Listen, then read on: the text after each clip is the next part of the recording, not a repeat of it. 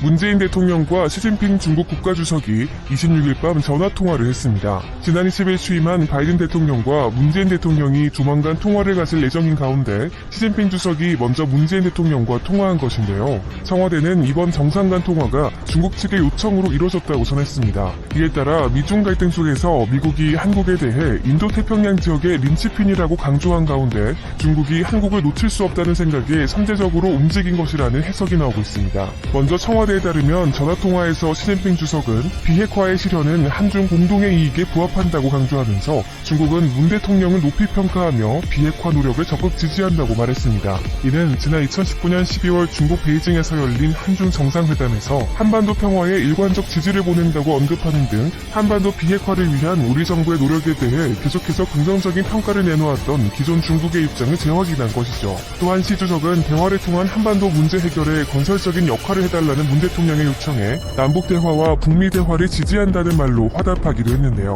특히 두 정상은 코로나19로 인해 개최가 무산됐던 한중일 정상회의도 하루빨리 열릴 수 있도록 하는 데 공감했습니다. 바로 문재인 대통령이 한중일 정상회의의 조속한 개최에 두 나라가 함께 노력하기를 희망한다고 말하자 이에 시 주석도 중국은 한국의 한중일 정상회의 개최를 지지하며 한국과의 협력을 강화해 조속한 개최를 추진하고자 한다고 답한 것입니다. 더욱이 두 정상의 대화에서 주목해야 할 부분 중 하나는 무역협정에 관한 대화인데요. 먼저 시진핑 주석은 포괄적 점진적 환태평양 경제 동반자 협정인 CPTPP에 대해 한국과 소통해 나갈 것이라고 말했습니다. CPTPP는 오바마 행정부에서 미국이 주도해 추진했던 협정으로 트럼프 전 대통령이 취임한 뒤 CPTPP에서 탈퇴하면서 미국을 제외하고 일본과 호주 등 11개국만 회원이 돼 출범했습니다. 그리고 이 CPTPP에는 아직 한국과 중국이 포함되어 있지 않죠. 결국 중국은 지난해 11월 영내 포괄적 경제 동반자 협정인 RCEP을 새롭게 추진해 출범시키게 되는데요. 바이든 행정부에서 미국이 CPTPP에 복귀할 것이란 전망이 나오자 미국을 견제하기 위해 선제적으로 아세안 국가들과 한중일 등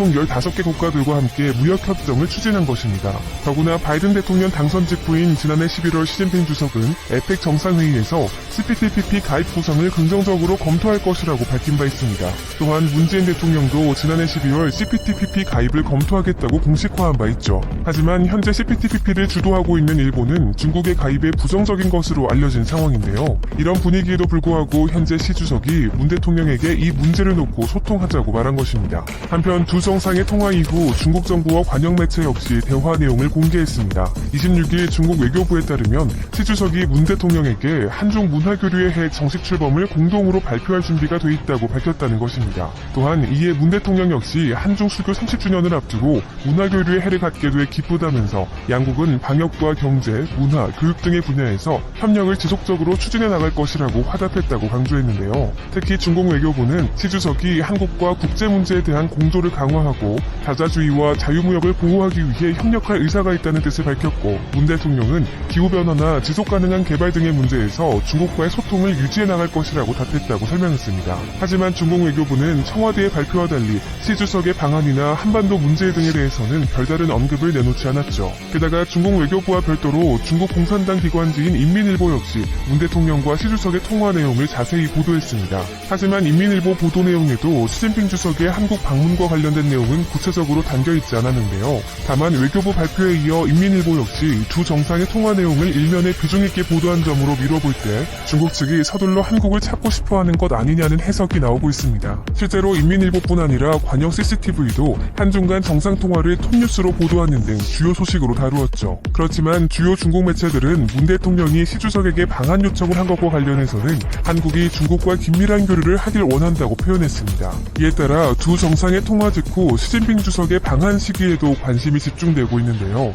왜냐하면 시 주석의 방한 자체가 한국과 중국 두 나라의 기업과 여행객 등 사회 전반에 영향을 끼칠 수 있는 일이기 때문입니다. 그러나 현재 상황에서 시 주석의 방한은 당장 이루어지긴 사실상 어려울 것으로 보입니다. 하지만 지난해 코로나19가 걷잡을 수 없이 확산되면서 불발에 그쳤던 시진핑 주석의 방한이 이르면 올해 4월에서 늦어도 6월 중순 사이에 성사될 가능성이 높다는 전망이 나오고 있는데요. 지난해에도 중국은 방한을 추진했다가 한국에서 확진자가 급격히 늘어나자 양재 측 외교 담당 정치국원과 왕이 외교부장만 방한하는 데 그친 바 있습니다. 그리고 이 당시 중국은 시 주석이 해외 방문에 나설 경우 첫 국가는 한국이 될 것이라고 약속했었죠. 결국 이런 상황을 감안하면 시 주석 방한 성사 여부는 코로나19 확산세가 잡힐지 여부에 달려있는 것으로 판단됩니다. 판단됩니다. 물론 중국이 자국 내 고위험군 환자 등을 대상으로 자국산 백신 접종을 이미 시작했고 우리나라 역시 2월부터 백신 접종에 들어갈 예정이기 때문에 코로나19 확산세는 당분간 수그러들 것으로 보입니다. 또한 한국과 중국 모두 사회적 거리두기를 통해 강도 높은 통제를 진행 중이기 때문에 코로나19가 올 상반기 시주석의 방안에 걸림돌로 작용하지 않을 가능성이 높습니다. 다만 대규모 이동이 예상되는 설 연휴 한국과 중국 모두 연휴인 점이 관건이 될 전망인데요. 특히 춘제 기간 대규모 이동이 이어지는 중국에서 다시 코로나19가 확산될 가능성도 존재합니다. 더구나 2월 이후에는 중국이 주요 정치 행사를 계획하고 있으며 그중 하나는 중국의 최대 정치 행사인 양회로 3월 초 개최돼 중순 즈음 마무리될 예정입니다. 또한 그 이후 7월에는 중국이 공산당 창당 100주년 행사를 대대적으로 개최할 것으로 알려져 있죠. 따라서 중국 내 정치 사정을 감안하면 시진핑 주석이 해외 순방에 나설 수 있는 시점은 3월 중순부터 6월 말 사이입니다. 이에 따라 이 시기 한국에서 열리는 국제 행사에 시 주석이 참석할 가능성도 제기되고 있는데요. 올해 5월 우리나라가 개최하는 제2차 녹색 성장 및 2030 글로벌 목표를 위한 연대 회의에서 시 주석이 참석할 수도 있다는 것입니다. 실제로 앞서 문재인 대통령은 시 주석과의 통화에서 중국의 참여를 요청했고 시 주석도 진지하게 검토하겠다고 답하기도 했죠. 다만 이 회의는 시 주석의 방한 효과를 극대화하기에 적합하지 않다는 의견도 많은데요. 왜냐하면 지난 2018년 덴마크에서 열린 1차 녹색 성장 및 2030 글로벌 목표를 위한 연대 회의에서도 시진핑 주석이 참석하지 않은 데다 시 주석의 방안 자체에 여러 정치적 의미가 포함되어 있기 때문입니다. 즉 중국 입장에서 시 주석의 방안은 동아시아를 포함해 미국에 정치적 메시지를 보내는 것으로도 해석될 수 있기 때문에 중국이 국제회의와는 별개로 시 주석의 국빈 방안을 요구할 가능성이 높다는 것입니다.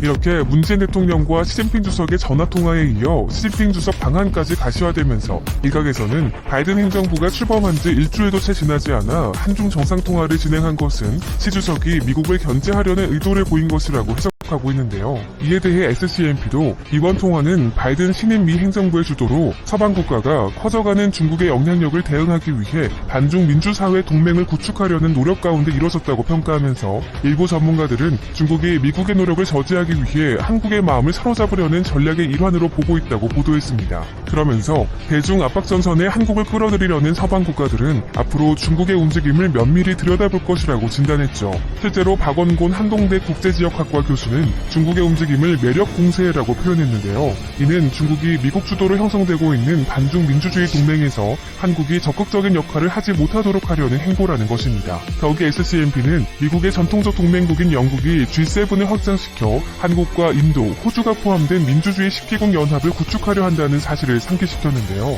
그러면서 최근 보리스 존슨 영국 총리는 영국이 오는 6월 개최하는 차기 G7 회의에 10개국 모두를 초청했다며 서방의 반중국 동맹 움직임을 다시 한번 강조했습니다. 또한 현재 미국은 한국과 일본을 반중 연합전선의 핵심 축으로 생각하고 있다면서 최근 오스틴 미국 국방장관이 한일 국방장관과 각각 전화통화를 통해 미중 간 치열한 경쟁 관계가 지속될 것으로 보이는 인도태평양 지역에서 한국과 일본이 미국과 협력해줄 것을 촉구했다고 전했죠. 결국 한국이 필요한 미국과의 관계를 고려해볼 때 이번 시 주석과 문 대통령의 통화로 인해 미국은 크게 신경 쓰였을 가능성이 높은데요. 실제로 이에 대해 최강 아산정책연구원 부원장은 시진핑 주석과 문재인 대통령이 통화를 통해 우호적인 분위기를 형성하면서 미국의 눈살이 찌푸려졌을 것이라고 전했습니다. 한편으로 SCMP는 미국 입장에서 한국이 북한과의 대화를 추진하기 위해 미국을 압박하려는 카드로 중국을 이용하는 것으로 비춰질 수 있다는 다소 급진적인 설명도 덧붙였는데요. 한국과 중국 사이의 우호 분위기로 반중 연합전선을 구축하려는 미국을 방해해